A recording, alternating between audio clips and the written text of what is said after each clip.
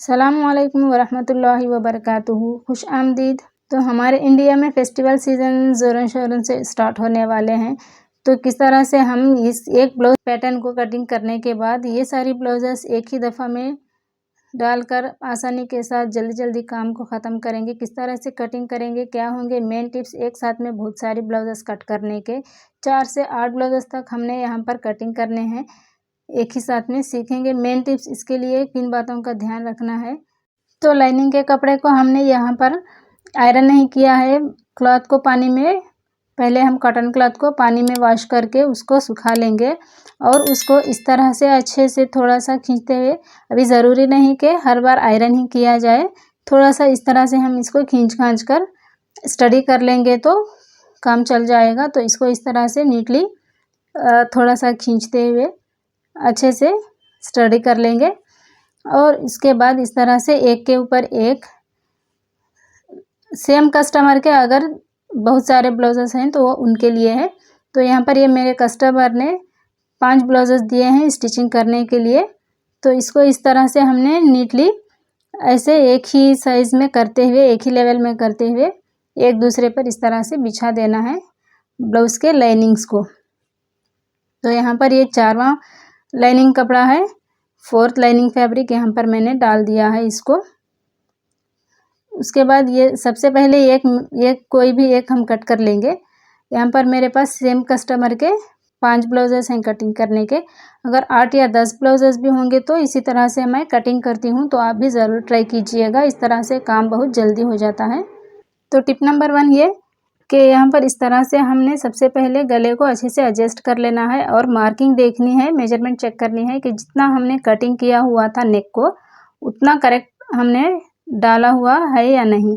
तो यहाँ पर हमने 2.5 इंचेस पर गले की कटिंग की है, तो दोनों साइड ही नीचे और ऊपर दोनों ही मार्क करके चेक कर लेना है कि ये परफेक्ट आया है यहाँ से यहाँ तक और नेक के नहीं, ये हमने चेक कर लेना है।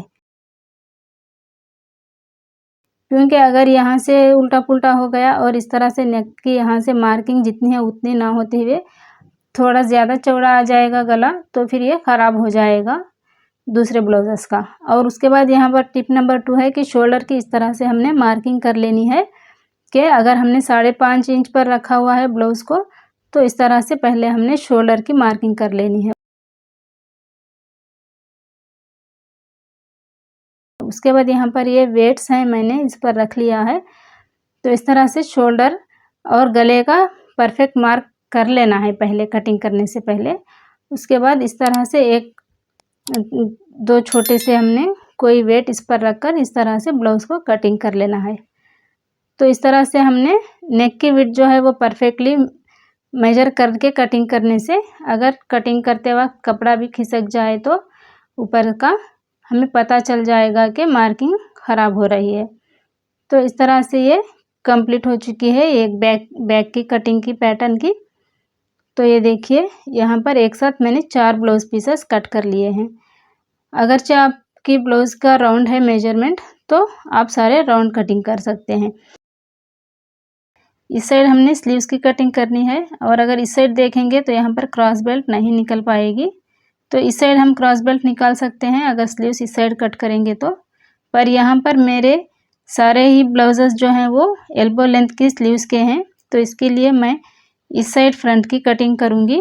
तो फ्रंट की कटिंग करने के लिए हमने बस यहाँ पर सिर्फ परफेक्टली इसकी कटिंग कर लेंगे तो काफ़ी होगा, क्योंकि यहाँ पर जो इस साइड की कटिंग है वो जो फ्रंट की ओपनिंग होती है उसकी वजह से जैसा भी हम रखकर कट करेंगे फ्रंट परफेक्टली ही आ जाएगा।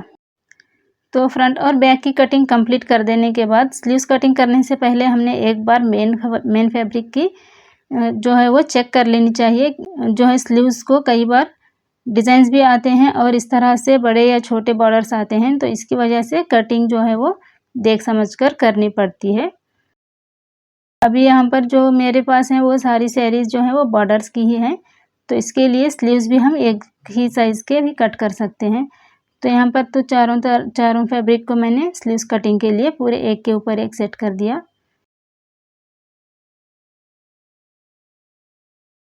और यहाँ पर ये जो मैंने मेन पैटर्न कटिंग किया है इसकी थोड़ी सी यहाँ पर फैब्रिक कम है तो यहाँ पर जॉइंट लगेगा, और यहाँ पर जो थोड़ी सी लेंथ कम है उसकी हम स्टिचिंग करते वक्त एडजस्ट कर देंगे।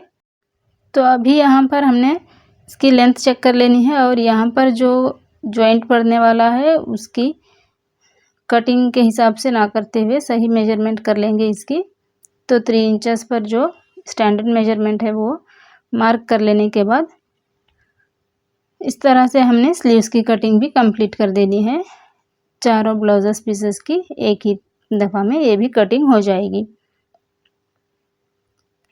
और अगर आपको वीडियो हेल्पफुल लगी हो तो ज़रूर लाइक कीजिएगा। काइंडली चैनल को सब्सक्राइब कर लें और चैनल को ग्रो करने में हमारी हेल्प करें, आपकी ऐन नवाजिश होगी।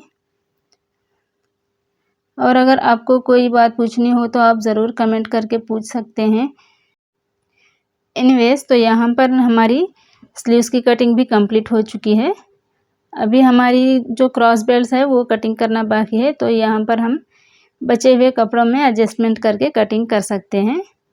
तो अब आते हैं मेन फैब्रिक्स की कटिंग पर। तो यहाँ पर जो बड़े बड़े बॉर्डर्स दिए हुए हैं सैरीज़ के, उनको एक दूसरे पर डालकर हम स्लीव्स भी एक ही दफ़ा में मेन फैब्रिक्स के कटिंग कर सकते हैं। तो यहाँ पर मैं सारी ब्लाउजेस की कटिंग ना दिखाते हुए सिर्फ मेन पॉइंट्स यहाँ पर आपको दिखाऊंगी ताकि वीडियो ज़्यादा लंबी ना हो।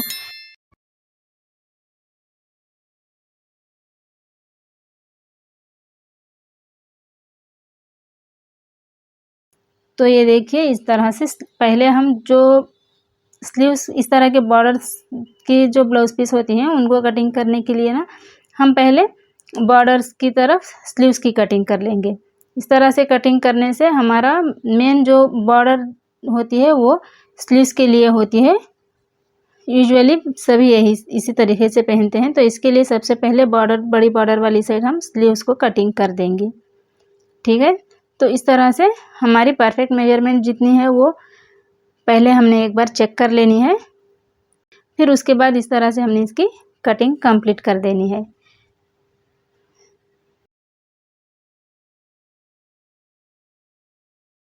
तो ये देखिए, ये दोनों पीसेस जो हैं वो बड़ी बॉर्डर वाली साड़ी की पीसेस हैं, तो इसके लिए मैंने ये दो एक दफ़ा में कट कर दिया।